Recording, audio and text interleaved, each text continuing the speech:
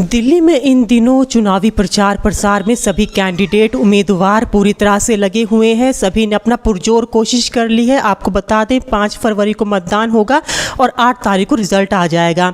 लेकिन इन दिनों द्वारका की सीट जो कि पूर्वांचल फैक्टर मानी जाती है, उसी सीट पर कड़ी टक्कर देखने के लिए मिल रही है 3 लोगों के बीच। अभी तक 2 लोगों के बीच लोगों ने चर्चा की थी, लेकिन आपको बता दें कि भारतीय जनता पार्टी और आम आदमी पार्टी के अलावा तीसरी पार्टी भी है जिसकी टक्कर बहुत तेजी से चल रही है। जनता के बीच में वो लोकप्रिय भी हैं और रामेश्वर महतो खुशवाहा जी हमारे साथ हैं। लेकिन आपको बता दें कि सर दिल्ली आए थे IAS अधिकारी बनने, लेकिन वो राजनीति में आ गए।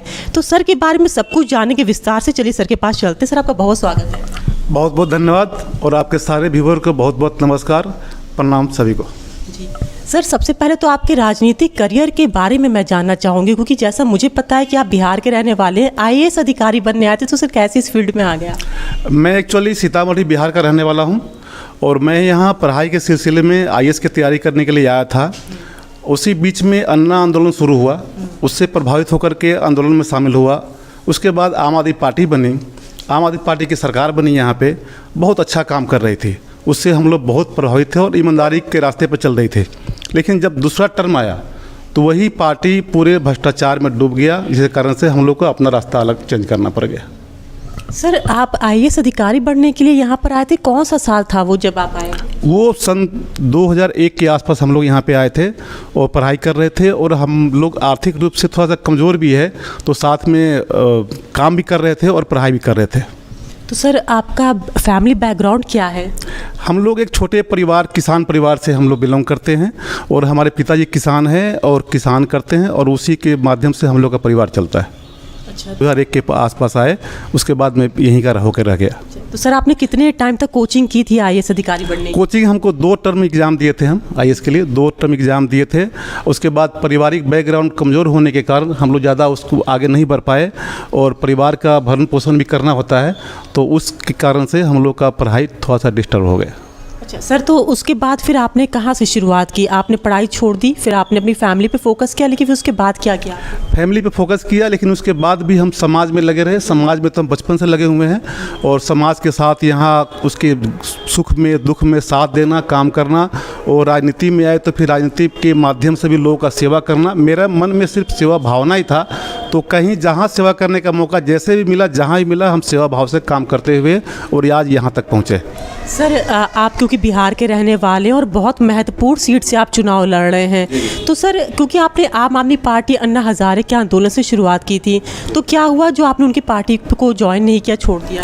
मैं इसलिए ज्वाइन नहीं किया कि हम जिन लोगों के खिलाफ, जिस भ्रष्टाचार के खिलाफ मुहिम में हम लोग आगे बढ़े थे, उन्हीं लोगों को केजरीवाल जी ने करोड़ों रुपया लेकर के टिकट दे दिया। तो अब एक चीज़ बताइए कि जो लोग करोड़ों रुपये लेकर टिकट लेके आएंगे वो पब्लिक के लिए क्या काम करेगा? और जिनको हम लोग नेता मान रहे थे, जिनको हम लोग ईमानदार का मूर्ति मान रहे थे, वही लोग जब रुपये लेकर के टिकट देना शुरू कर दिए, तो इसलिए हम लोग को मजबूर हो गए कि हम लोग उस रास्ता को छोड़ करके एक कोई अच्छा रास्ता बनाए जिससे हम उस रास्ते पर चल करके पब्लिक का सेवा कर सकें। तो सर अब द्वारका की सीट पे कैसा आपको लग रहा है? कि द्वारका के विधानसभा पे यहाँ पे बहुत बड़े लोग चुनाव लड़ रहे हैं, बहुत बड़े। जो 3 पार्टियाँ आप देख रहे हैं, तीनों लोग विधायक रह चुके हैं। लगभग यहाँ पे 538 करोड़ से ऊपर लोग फंड यहाँ पे खर्च कर चुके हैं। मेरा यह मानना है कि भारत के संविधान में जो व्यवस्था दिया गया है काम करने के लिए, लोगों को मूलभूत सुविधा देने के लिए, सीवर का, सड़क का, पानी का, ये कोई सुविधा नहीं मिल रहा है। और उस बजट का 10% भी खर्च यहाँ हो गया होता, आज ये द्वारका विधानसभा स्वर्ग होता। जी, तो सर आपका सपना कहीं ना कहीं अधूरा रह गया IAS अधिकारी बनने का, या अब आप खुश हैं अपनी जो आप चाहते थे वो आपने चुना? नहीं, हमें कोई सपना, हमारा भावना क्या था? हमारा भावना यह था कि हम लोगों का सेवा करें और लोगों का सेवा हम आज भी कर रहे हैं। हम अगर विधायक नहीं भी बनेंगे तब भी कर रहे थे और बन जाएंगे फिर भी करेंगे। बचपन से मेरा भावना रहा है कि हम लोगों का सेवा करें, जो बाबा साहब संविधान में जो दिया हुआ है कि सबको आगे बढ़ाए। जो हमारे गरीब लोग हैं, मजदूर लोग हैं, उनको अच्छी ज़िंदगी जीने का मौका मिले, उनको अधिकार मिले, उसको आत्मसम्मान ज़िंदगी जीने, वो चीज़ नहीं मिल रहा है। वाकई में जो अमीर लोग अमीर होते जा रहे हैं और गरीब गरीब होते जा रहे हैं, तो उससे आत्मसम्मान की भावना कैसे मिलेगा? हम चाहते कि वो लोग उठे, आगे बढ़े, और उस चीज़ के लिए मैं बचपन से काम कर रहा हूँ। मैं आगे भी करता रहूँगा। विधायक बन जाओ फिर भी करूँगा, विधायक नहीं बनूँगा फिर भी करता रहूँगा। मेरा जो रास्ता है वो रुकेगा नहीं। सर मेरा एक आखिरी और महत्वपूर्ण सवाल, अरविंद केजरीवाल ने कहा था कि यूपी बिहार के लोग फर्जी वोटर्स हैं, तो इस पे क्या कहना चाहेंगे? आप खुद भी बिहार से बिलोंग करते हैं। यहाँ पे पूरे दिल्ली में हमारे अगर बिहार यूपी के पूर्वांचल के लोग नहीं रहेंगे तो यहाँ के लोगों को श्वास लेना मुश्किल हो जाएगा, क्योंकि अगर श्वास भी मिल रहा है तो हमारे लोगों के मेहनत और खून पसीने से मिल रहा है।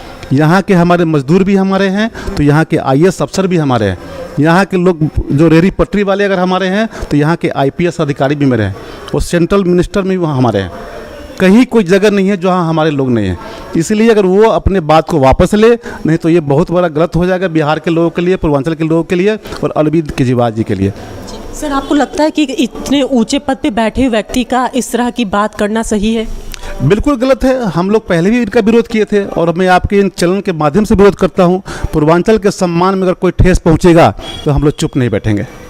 यह बहुत गलत हो रहा है। पूर्वांचल के नाम पर आप इतने आगे बढ़े हैं, आपका वोट बैंक पूर्वांचल है, और पूर्वांचल का सम्मान अगर आप नहीं करेंगे तो आपको यहाँ सीट पर बैठने का कोई अधिकार नहीं है। और ये हम आत्मसम्मान से समझौता हम लोग कभी भी किसी हालत में नहीं करेंगे। जी सर, आपको लगता है कि अरविंद केजरीवाल ने जो बयान दिया इसका इनको असर देखने के लिए मिलेगा चुनाव में? बिल्कुल, आपको इसी में मिल जाएगा। यकीनन ये कहानी आपको पसंद आई होगी, सर की पूरी जर्नी आपको पसंद आई होगी। तो ऐसी और जानकारी जुड़ी मेरे साथ, मैं दिल्ली से अंजलि सिंह राजपूत।